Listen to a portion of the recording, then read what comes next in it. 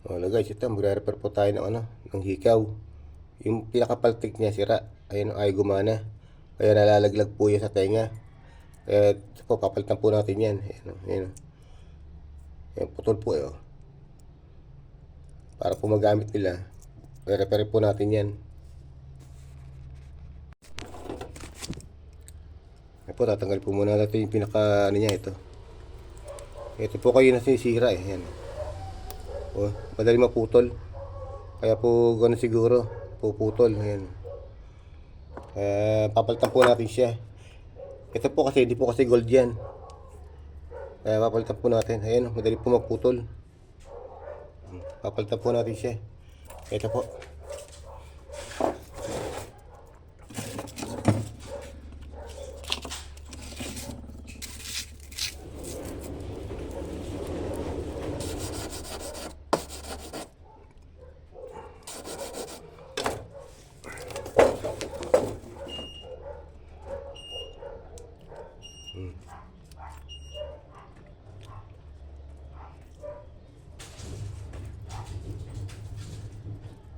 Ito na po pag ano niya, no?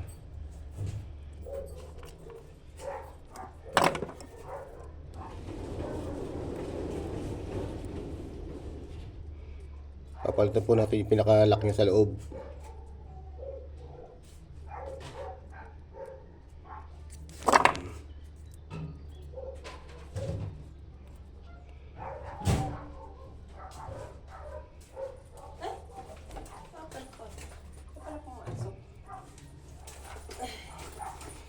Ito.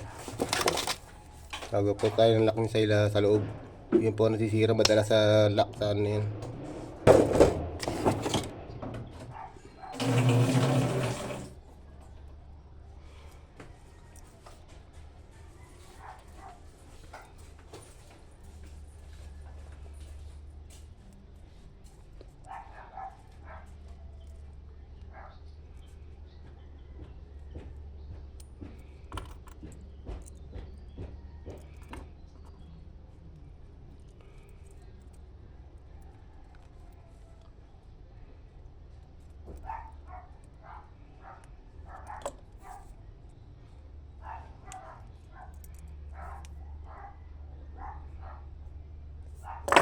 Ayan po.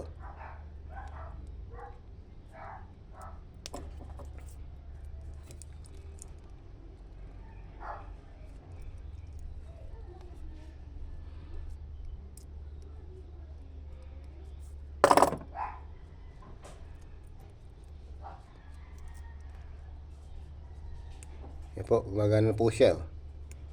Ayan. Ay, nakaisa na po tayo. O yung isa naman po.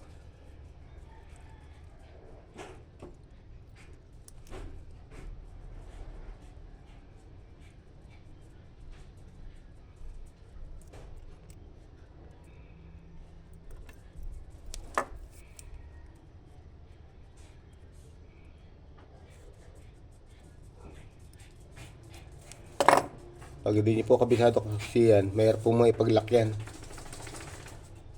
Kailangan po kabisado niyo po ang paggawa ng lock. Yan po kasi madalas na nasisira sa ganitong hikaw. Yan. Yan po.